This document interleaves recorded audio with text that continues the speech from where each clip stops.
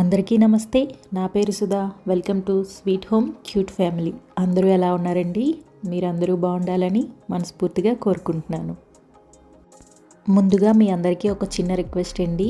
మీలో ఎవరైనా మన వీడియోస్ ఫస్ట్ టైం చూస్తున్నట్లయితే ఛానల్ని సబ్స్క్రైబ్ చేసుకొని సపోర్ట్ చేయండి.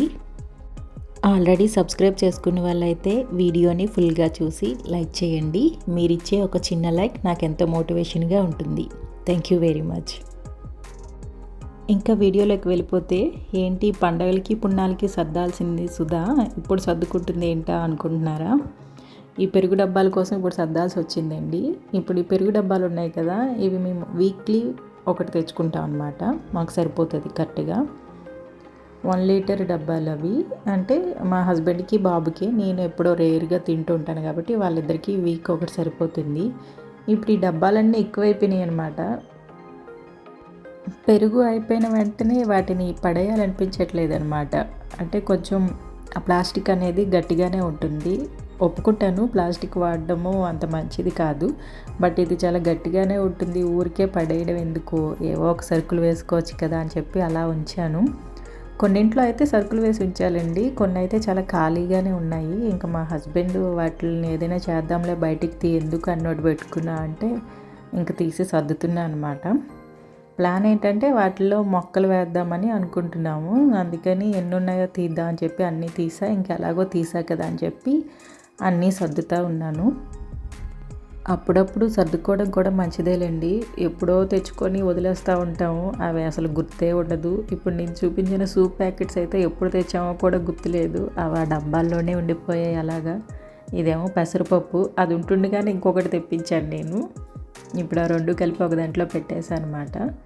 నేను ఇలా ఫుడ్కి, ఇలా పెరుగుకి వచ్చిన డబ్బాలే యూజ్ చేస్తూ ఉంటానండి. ప్రత్యేకించి గ్రోసరీస్ కోసం అంటూ వేరే డబ్బాలు అయితే కొనను.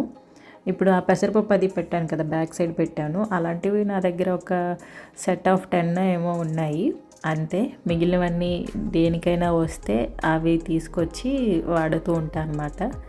ఆర్గనైజ్డ్గా ఉంటే బాగానే ఉంటుంది, బట్ వాటి కోసం అని చెప్పి వేరేగా కొన్ని పెట్టడం అయితే నాకు ఇష్టం లేదు. ఉన్న వాటిని ఏదోలా వాడుతూ ఉంటాను అనమాట. ఇప్పుడు ఈ కింద సెల్ఫ్లో కొన్ని స్టీల్ సామాన్లు, ప్లాస్టిక్ డబ్బాలు ఇలాంటివన్నీ పెట్టాను. ఇవి తీసుకెళ్ళి పక్క రూమ్లో పెట్టాలి. అక్కడ కొంచెం పెద్ద డబ్బాలు ఉన్నాయన్నమాట, గ్రాసరీస్ పెట్టుకున్నవే. అవి తీసుకొచ్చి ఇందులో పెట్టాలి. అందుకని చెప్పి కిందది కూడా తీస్తున్నాను. ఈ ఇంట్లో పైన సెల్ఫ్స్ ఇవ్వలేదండి, అంటే కబోర్డ్స్లో ఇస్తారు కదా, అలాంటివి ఏమీ ఇవ్వలేదు. కిచెన్లో కానీ రూమ్స్లో కానీ దేంట్లో ఇవ్వలేదు. 2 రూముల్లో 2 కబోర్డ్స్ ఇచ్చారు బట్టల కోసం. కిచెన్లో అయితే ఇదిగోండి, ఇటు సైడ్ ఒకటి, ఇదొకటి, 2 కబోర్డ్స్ ఇచ్చారు అంతే. సింక్ కింద ఒక చిన్నది ఇచ్చారు అంతే. జస్ట్ వీటిల్లోనే ఏదైనా సర్దుకోవాలి. సో ఒక రూమ్లోని అయితే బెడ్రూమ్లో బట్టలన్నీ పెట్టుకున్నా, ఇంకా బెడ్రూమ్లోని కబోర్డ్ ఖాళీ కదా, అందుకని చెప్పి అందులో అదొక స్టోర్ రూమ్లో వాడేస్తున్నాం అనమాట. ఏదైనా వాడని వస్తువులు ఏవైనా ఉంటే అందులో పెట్టేస్తూ ఉంటాము. ఇప్పుడు ఇవేమో లోపల నుంచి తీసుకొస్తున్నాను, సెకండ్ బెడ్రూమ్ నుంచి. ఇవి గ్రాసరీస్ డబ్బాలే. అంటే ఇడ్లీ రవ్వ, మినపప్పు ఇలాంటివన్నీ కొంచెం ఎక్కువ క్వాంటిటీలో ఉన్నవి ఇందులో వేసుకుంటాను అనమాట. అవి తీసుకొచ్చి ఇక్కడ పెట్టేస్తున్నా. అన్నీ ఒకే దగ్గర ఉంటాయి కదా కిచెన్కి సంబంధించినవి అని. ఇప్పుడు ఇక్కడ ఉన్న ఈ స్టీల్ సామాన్లు, ప్లాస్టిక్ డబ్బాలు ఇవన్నీ కలిపి లోపల పెట్టేస్తాను అనమాట. ఎందుకు ఊరికి అంత ఫుడ్ వల్ల వచ్చిన డబ్బాలు అవన్నీ పెట్టుకున్నారు అని అంటే, మేము ఎప్పుడైనా ఊరు వెళ్ళేటప్పుడు ఫుడ్ ప్యాక్ చేసుకొని తీసుకువెళ్ళాలి కదండి. ఊరికే బాక్సులు తీసుకువెళ్ళి ఇవి అక్కడ వదిలేయడం, మళ్ళీ అక్కడి నుంచి తెచ్చిన బాక్సులన్నీ ఇక్కడ పెట్టుకోవడం ఎందుకని చెప్పి, ఇలా ఊరు వెళ్ళటానికి గట్రా యూజ్ అవుతాయని చెప్పి ఈ డేట్స్ వల్ల వచ్చిన బాక్సులు, ప్లస్ ఎప్పుడైనా మేము బయట నుంచి తెచ్చుకునేటప్పుడు ఉన్న బాక్సులు ఇవన్నీ ఉంచుతాను అనమాట, ప్లాస్టిక్వి. ఊరికే పడేయను నేను. ఎప్పుడైనా ఊరు అది వెళ్ళేటప్పుడు అందులో ప్యాక్ చేసుకొని వెళ్ళిపోతాం అనమాట. సో దట్ అవి అక్కడ ఉండిపోయినా పెద్ద ప్రాబ్లం లేదు. ఏంటి బాక్సులు ఉండిపోతే ఏమైపోద్ది అనుకోవద్దు, డబ్బాలు ముఖ్యమండి.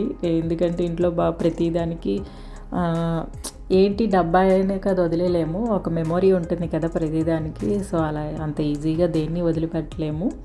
బాక్స్ అంటే బాక్సే కదా. అందుకని చిన్న చిన్న ప్లాస్టిక్ అన్నీ ఉంచుతాను అన్నమాట. నేను ఒక్కొక్కసారి కొత్తిమీర, కరివేపాకు అవి కూడా వేస్తూ వాడుతూ ఉంటాను అందులోని. కొన్ని రోజులకి పడేస్తుంటా, మరీ ఎక్కువ రోజులు వాడనులేండి.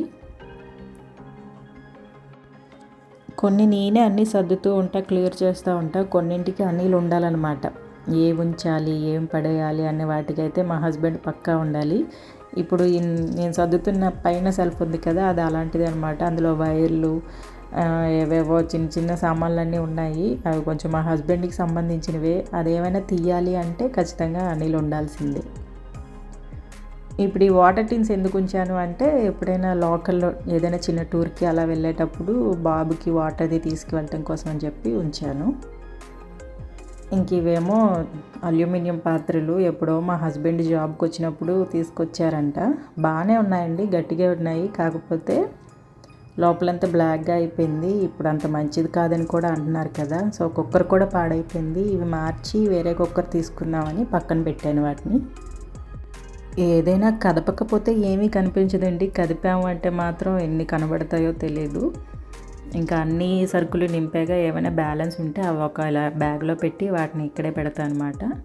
అవన్నీ ఖాళీ అయినప్పుడు మళ్ళీ ఇవి తీసుకెళ్ళి అందులో పోస్తూ ఉంటాను. సో ఇదైతే మా స్టోర్ రూమ్ లాంటిది అనమాట. నెక్స్ట్ అయితే మధ్యాహ్నం ఇంకా భోజనం చేసేసి కాసేపు రెస్ట్ తీసుకొని ఈవినింగ్ పైకి వచ్చాము. వాటికి పెయింట్ వేద్దామని, అదే ఈ పెరుగు డబ్బాలు మొక్కలు వేద్దాం అనుకున్నా అన్నా కదా. ఊరికే అలా వేసేస్తే ఏం బాగుంటుంది, పెయింట్ వేద్దాం అన్నారు మా హస్బెండ్. ఇంట్లో అయినా మనీ ప్లాంట్ అవి పెట్టుకున్నా బాగుంటుందని చెప్పి సో పెయింట్ తీసుకొని వచ్చారు. అది వేయటానికనే పైకి వచ్చాం అనమాట. ఊరికి బ్రష్ కూడా తీసుకొచ్చారు, కానీ అది వేస్టేనండి. ఊరికే ఒక డబ్బాలో పోసి దీన్ని మళ్ళీ ఇంకొక దాన్ని అందులో ముంచితే మొత్తం స్ప్రెడ్ అయిపోయింది. సో పని ఈజీగా అయింది. నేనైతే బ్రష్తో వేద్దామన్నా, బ్రష్తో వేస్తే ఒకసారి వేసి మళ్ళీ అది ఆరిన తర్వాత మళ్ళీ సెకండ్ కోట్ వేయాలి. లేదంటే దీని మీద ఏదైతే డిజైన్ ఉందో అది కనిపిస్తూనే ఉంటుంది. ఇలా చేయడం ఏంటంటే ఒక్కసారికే మొత్తం కోట్ అయిపోయింది అనమాట. నేనైతే అలా కాదులే, బ్రష్తో వేద్దాము అని చెప్పి నేను ట్రై చేద్దామని చెప్పి ఒకటి వేసాను బ్రష్తోని. బట్ చాలా టైం పట్టిందండి బ్రష్ అయితే మాత్రం. అది ఆరి మళ్ళీ ఇంకొక కోటింగ్ వేయాలంటే ఇంకో నెక్స్ట్ డే వరకు ఉండాలి. సో టైం వేస్ట్ పని. మా హస్బెండ్కి బాగా ఐడియా వచ్చింది ఇలా వేయాలని. సో మొత్తం ఇలానే వేసేసారు. నేను ఒకటి వేసానండి మామూలుగా బ్రష్తోని. అది వేసింది ఏంటంటే బ్రష్ వల్ల వచ్చిన గీతల్లా ఉంటాయి కదా, అది గీతల్లా కనిపిస్తూ ఉంది. ఇలా అయితే స్మూత్ పెయింట్ వేసేటట్టు వచ్చిందనమాట. జస్ట్ అలా ముంచి తీస్తే సరిపోయింది. అక్కడక్కడ ఏమైనా చిన్న ఖాళీలా ఉంటే బ్రష్తో ఫిల్ చేసేస్తే సరిపోయిందనమాట. తెలీదు ఎండాకాలం ఎంతవరకు మొక్కలు బతుకుతాయో అనేది. ఇది మేము ఎప్పటి నుంచో అనుకుంటుందే, బట్ తీయటానికి అదంతా పెయింట్ వేయటానికి కుదరలేదు. మేము అన్నీ చేసేసరికి సమ్మర్ వచ్చేసింది. ఇప్పుడు మనీ ప్లాంట్ సంగతి పక్కన పెడితే చిన్న చిన్న పూల మొక్కలు ఏమైనా తెచ్చి వేసుకుందాం అనుకున్నాము. బట్ అవి ఎంతవరకు బతుకుతాయో అనేది తెలీదు, చూడాలి మరి. మొన్న నల్లుల వల్ల మంచం తీసేసాము, బెడ్ పడేసాం అని చెప్పాను కదండి. మ్యాట్రిస్ అయితే మెయిడ్ తీసుకువెళ్ళిపోయింది. ఈ మంచం మాత్రం పైన పెట్టామన్నమాట. పడేయడానికి మనసు రాలేదండి. ఇలానే ఉంటాయి, ఇదిగోండి మంచం, ఆ డబ్బాలు పడేయడానికి మనసు రాదు, అలానే ఉంచుకోలేము అనమాట. అందుకనే పైన పెట్టాము, ఎండకి ఏమైనా పోతాయేమో అని చెప్పి. నల్లులు ఉన్నాయండి, బట్ లోపల ఉన్నాయేమో తెలీదు, బయటకైతే అసలు కనిపించట్లేదు. ఎండ ఒకటి ఉంది కదా, ఉన్నాయో పోయాయో కనిపించట్లేదు అనమాట. మీ ఇంట్లో ఎప్పుడైనా ఇలాంటి నల్లులు ఏవైనా వస్తే మాత్రం మంచంకి పడితే ముందు బెడ్ తీసేసి మంచం మీద ఫుల్గా పాలిథిన్ కవర్ ఒకటి వేసేయండి. మంచం అంతా కవర్ అవ్వాలన్నమాట.